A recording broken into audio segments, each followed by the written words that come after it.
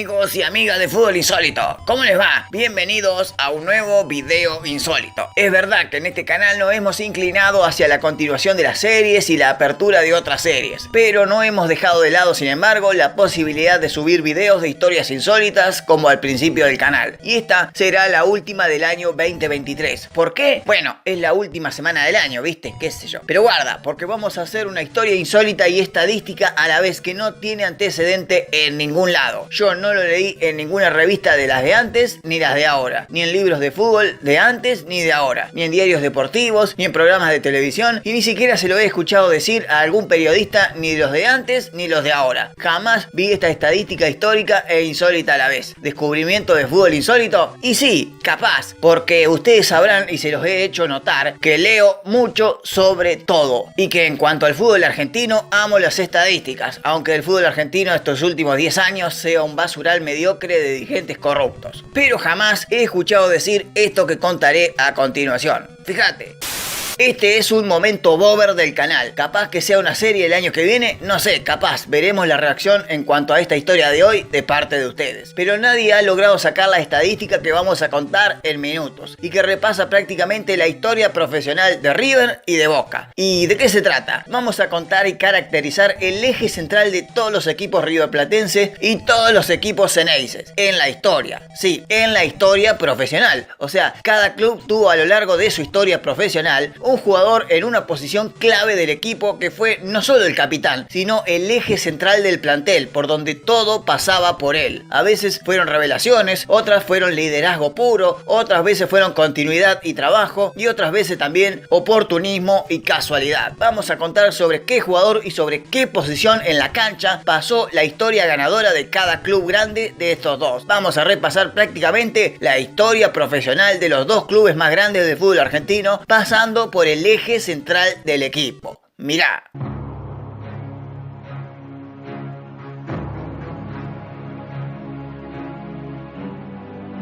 A lo largo del profesionalismo, River tuvo etapas ganadoras, rachas adversas, etapas muy gloriosas y otras de una oscuridad profunda. ¿Y a qué se debe muchas veces esta dicotomía del club de estar o muy arriba o muy abajo, más allá de los siempre perjudicables negocios económicos o malos negocios, mejor dicho? Aunque hubo etapas de prosperidad económica que, sin embargo, a pesar de tener las cuentas en regla, no salía campeón. Y esto se debía a que River no contaba con un 9 goleador y un 10 habilidoso atrás que lo habilite y lo asista. Fíjate.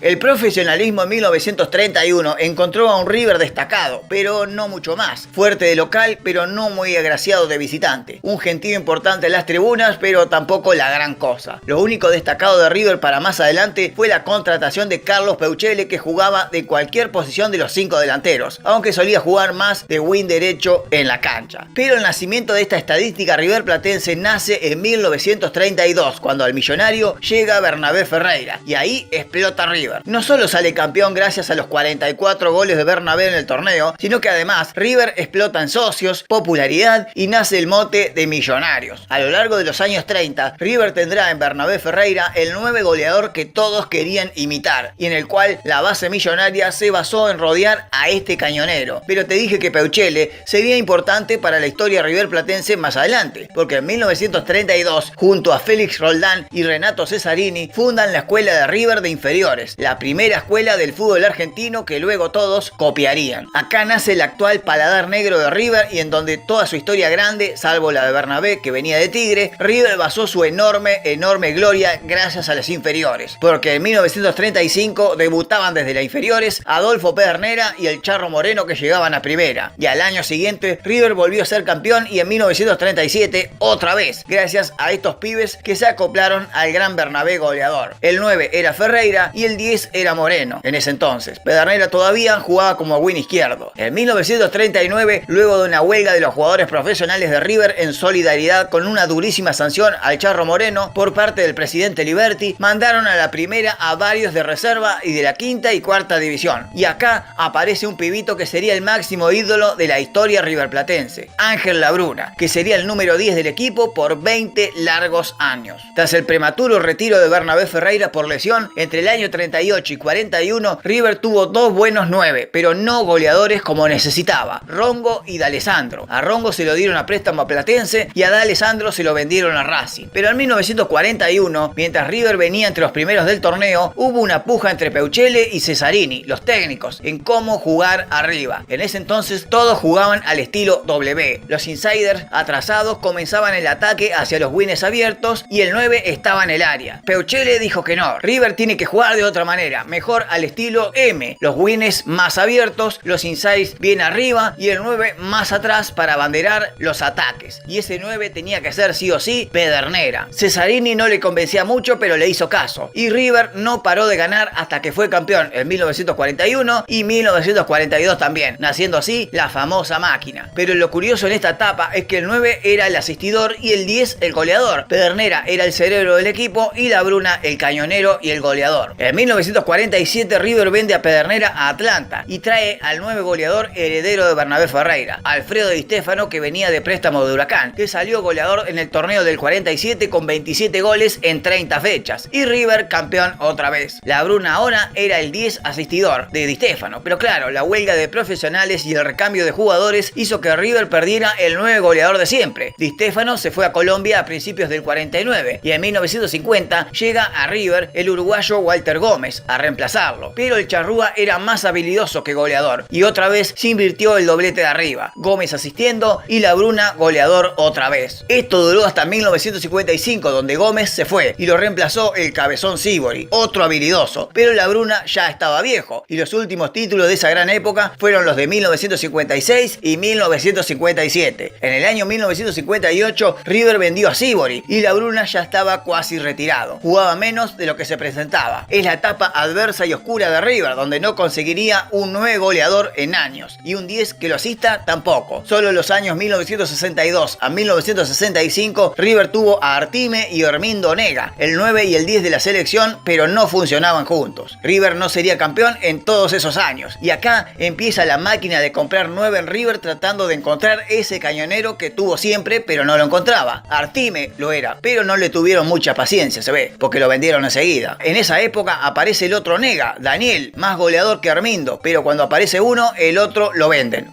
Cuando River tenía un buen 9, no tenía un buen 10 o viceversa. Tenía un buen 10, pero un mal 9. Fíjate que coincide con toda la etapa riverplatense de no salir campeón, Guarda.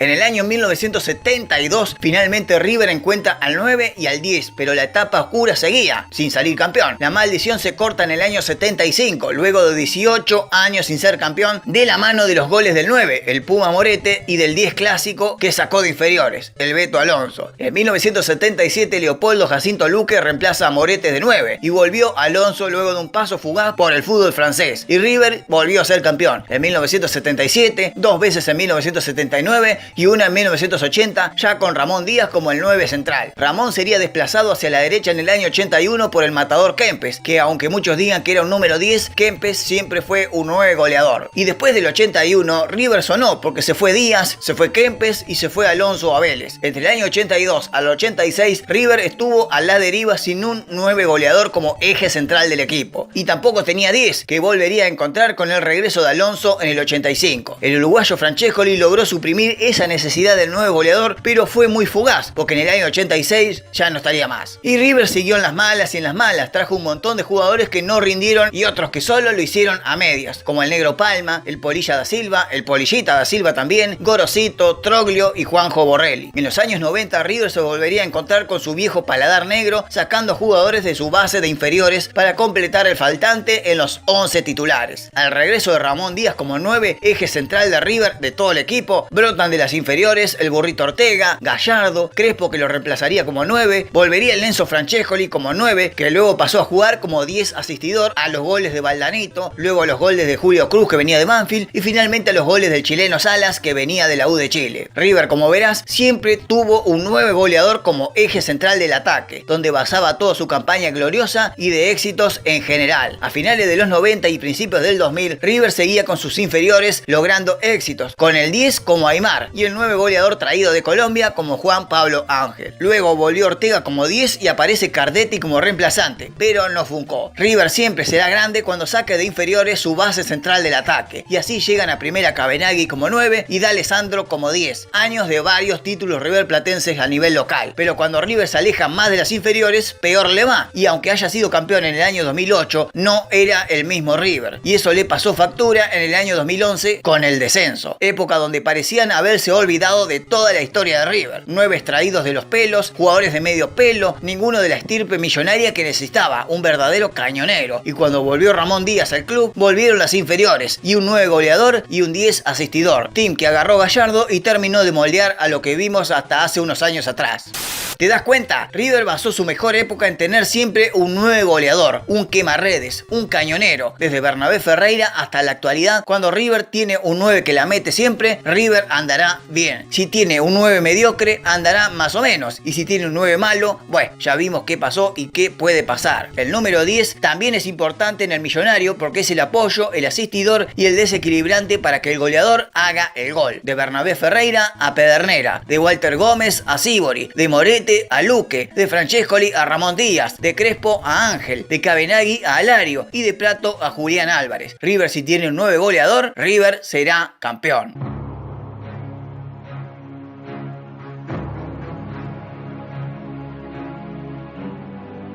Ahora continuamos con el Xeneize, que a diferencia de River y su paladar negro, Boca tiene su mística de toda la vida que lo caracteriza de los demás equipos del fútbol argentino. El hincha de Boca pide una sola cosa a su jugador: dejar la vida, digamos, huevo, huevo, huevo, boca, boca, boca, huevo, huevo, huevo. Ese es el refrán de cabecera de toda la hinchada Xeneize. ¿Y qué jugador y qué posición cumple con esa característica de Boca en toda su vida? Y sí, el número 5, el viejo Centrojás.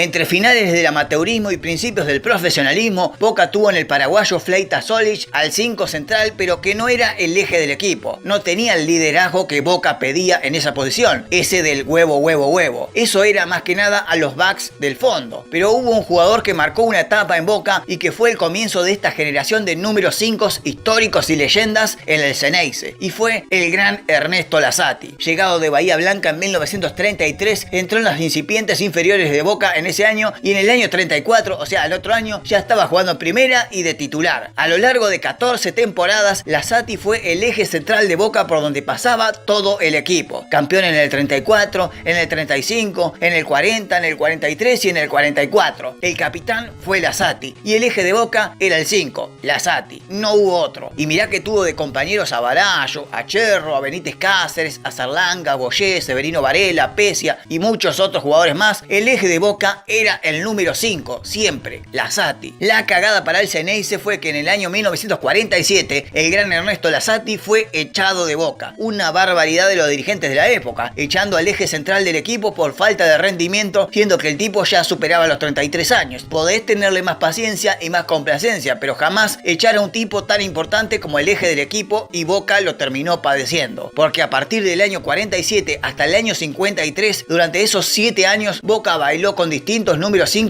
paupérrimos tratando de encontrar el sucesor de Lazzati, que no iba a encontrar.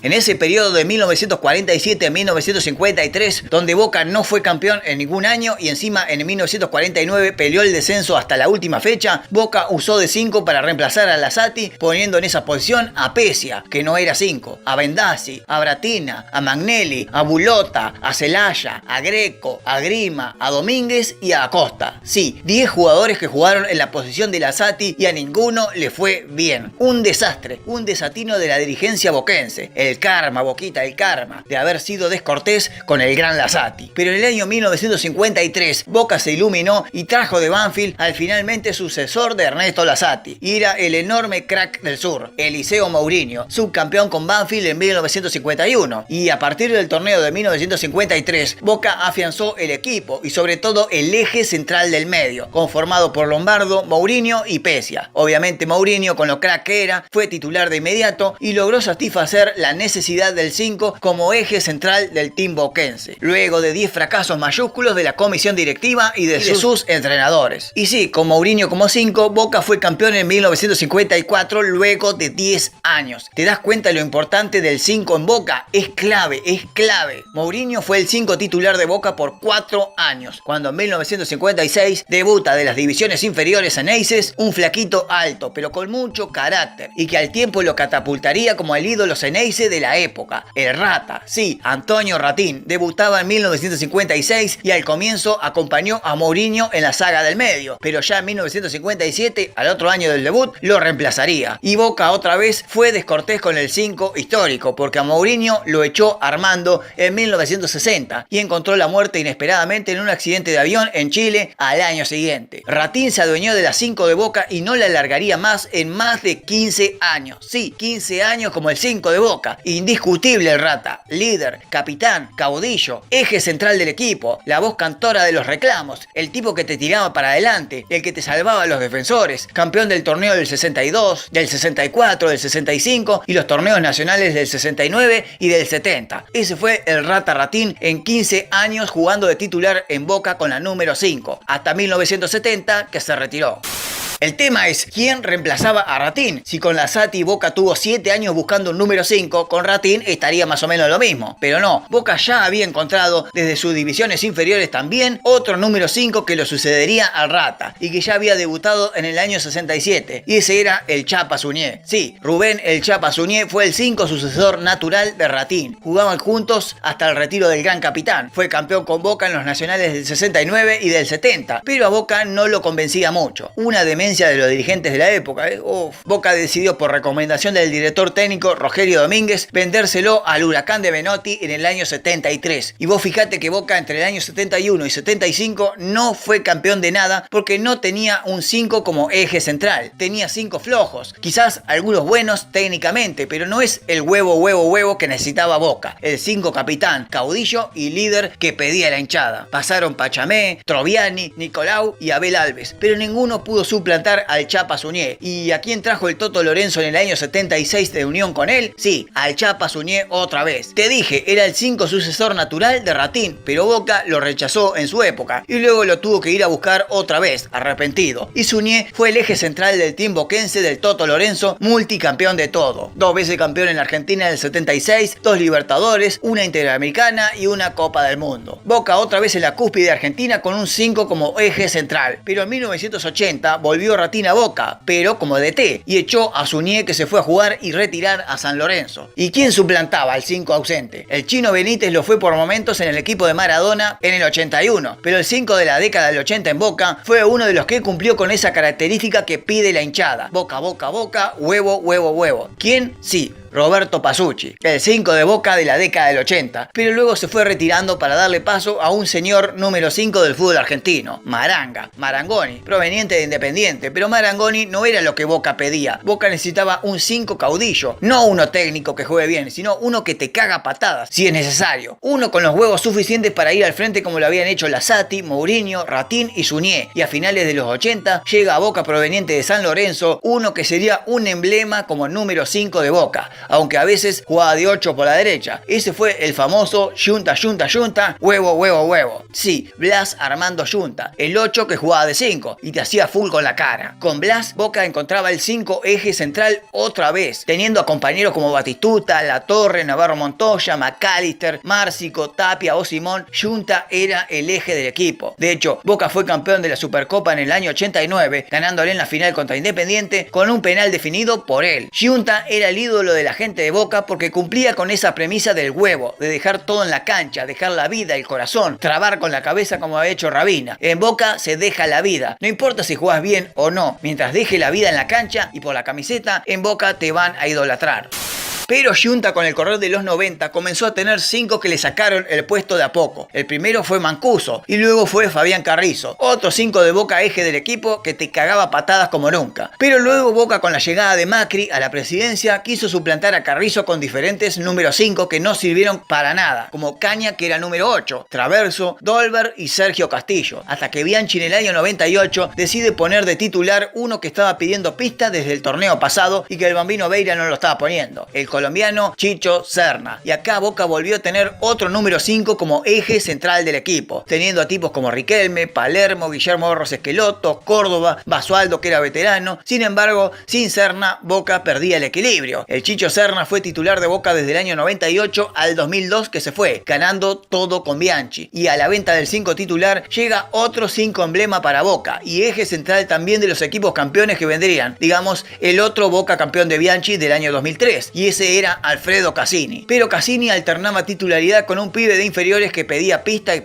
y no era titular, y que fue varias veces sucesor de Serna, y ese era Sebastián Battaglia, otro 5 líder de Boca. Pero cuando se fueron Cassini, Battaglia y el colombiano Vargas, otro que duró muy poco de 5, llega a la primera de Boca un 5 no tan pegador, sino más técnico, pero con un liderazgo inconfundible. Fernando Gago, que llega a la primera de Boca en el año 2005, siendo el eje central del equipazo de Basile, 2 veces campeón argentino y ganador de la Copa Sudamericana. Pero Gago también dura poco porque lo venden muy rápido y vuelve Battaglia para seguir la dinastía de los 5 eternos y leyendas de Boca como de líderes y capitanes de los Ceneices. El Seba Battaglia es el 5 titular de Boca desde 2007 hasta el año 2011, año de su retiro, suplantado por Somoza de mediocre rendimiento. Luego vendrían una sucesión de números 5 muletos y muy flojos que no encontraban reemplazo para el gran capitán Battaglia, retirado en el año 2011. El reemplazo llegó en el año 2013 cuando volvió Gago al club y Boca volvió a tener el capitán al número 5, al líder, al caudillo. El claro sucesor de Gago era Leandro Paredes, el último gran 5 que tuvo Boca, de esos caudillos y viejas leyendas de la vieja época. Pero Paredes duró muy poco también porque lo vendieron rápido en el año 2014. Pablo Pérez cumplió con esa expectativa de la hinchada siendo campeón en esos años del 2017 al 2019, pero también duró poco. Y después vendrían una sucesión de pibitos de inferiores donde Varela fue lo mejorcito que vimos en los últimos tiempos, pero vendido muy rápidamente y Boca se quedaba sin 5. Y Boca sin 5 no es campeón ni juega bien. Viste finalmente que en las grandes épocas de Boca y de River siempre hubo un jugador central en la campaña. En el caso de River como el 9 goleador quema redes y en el caso de Boca como el 5 que maneja los hilos del equipo. River basando su mejor época con goles, con juego y mucha técnica. Boca basando su mejor época con garra, empuje y huevos. Y sí, hubo River campeón que jugaban más o menos y Boca campeón que jugaban realmente bien. Pero no es muy común esto en la historia. Ver un River jugando mal campeón o un Boca jugando bien en primer lugar. Ganar a lo Boca significa mucho en el club Ceneice. Ganar a lo Boca es ganar jugando mal, pero lograr el triunfo igual. Lo que importa es dejar la vida en la cancha. Y ahí la 12 te aplaudirá y la gente te recordará por siempre. En cambio en River hay que ganar, gustar y golear. Las 3G, porque así lo fundaron Peuchele, Cesarini y Roldán cuando abrieron la escuela de fútbol de River allá por el año 32. En River los huevos no alcanzan. Necesitas jugar bien, necesitas romperla. Son mucho más exitistas y exigentes la hinchada. Por eso River siempre tuvo muchísimos equipos más superiores técnicamente hablando que Boca, a lo que los boquenses lograron empardar esa diferencia con huevos, corazón y garra. Y muchísimas veces en el historial entre ellos dos, la garra y el corazón de Boca fue mucho más superior a la técnica y el exitismo riverplatense. Dos maneras distintas de ver y de vivir y de jugar al fútbol. ¡Chapó! Decime qué te parece esta comparación, ¿estoy en lo cierto o lo refiero? Decime en los comentarios abajo qué 9 goleador de River me faltó nombrar o qué 5 capitán de Boca me faltó nombrar. Creo que nombré a todos, o por lo menos a los más sobresalientes, sobre todo en las épocas ganadoras y doradas de ambos clubes. Pero puedo olvidarme también de algunos, así que corregime abajo. Like, suscríbete al canal y bueno, si te gustan estos videos de Bober, quizás lo haga serie el año que viene. No sé, veremos qué dicen las reproducciones y sus opiniones. Yo me voy a dormir un rato y vos quédate viendo estos videos. Nos vemos.